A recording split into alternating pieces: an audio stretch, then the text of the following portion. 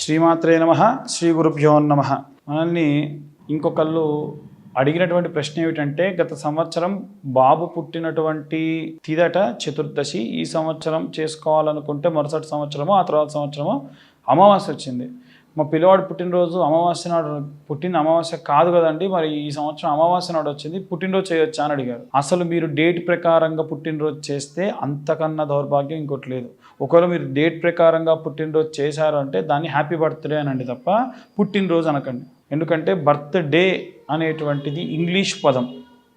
అలాగే మనకి తెలుగులో చెప్పేటువంటిది పుట్టినరోజు అంటే అది తిథి ప్రకారంగా చెప్పేటువంటి రోజు.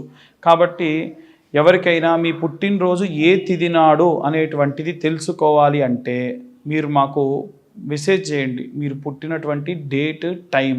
దాన్ని బట్టి మేమేం చేస్తాము అనంటే పుట్టినటువంటి డేట్, టైము పంపిస్తే ఈ సంవత్సరం ఏ రోజున వస్తుంది, వచ్చే సంవత్సరం ఏ రోజున వస్తుంది, ఆ తర్వాతకి ఏ రోజున వస్తుంది అనేటువంటి చెప్తాను. తిథి ప్రకారంగానే దయచేసి పుట్టినరోజును జరుపుకోండి. మీరు బర్త్డే జరుపుకోవాలి అనంటే డేట్ ప్రకారంగా జరుపుకోండి.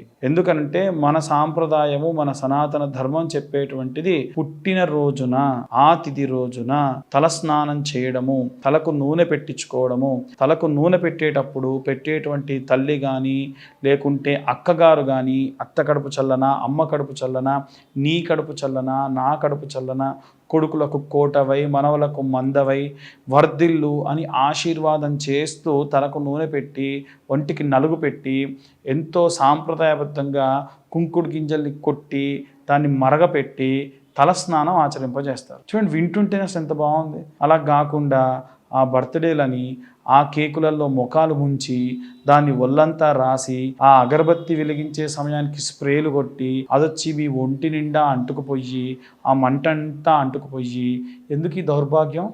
ఎక్కడిది అసలు ఈ సాంప్రదాయం? కాబట్టి దయచేసి భగవద్బంధువులందరికీ కూడా చెప్పేది ఏమిటంటే పుట్టినరోజు జరుపుకోండి, బర్త్డే కాదు. దయచేసి అందరికీ కూడా మన యొక్క హైందవ ధర్మం ప్రకారంగా చెప్పేటువంటి మొట్టమొదటి విషయం ఇది.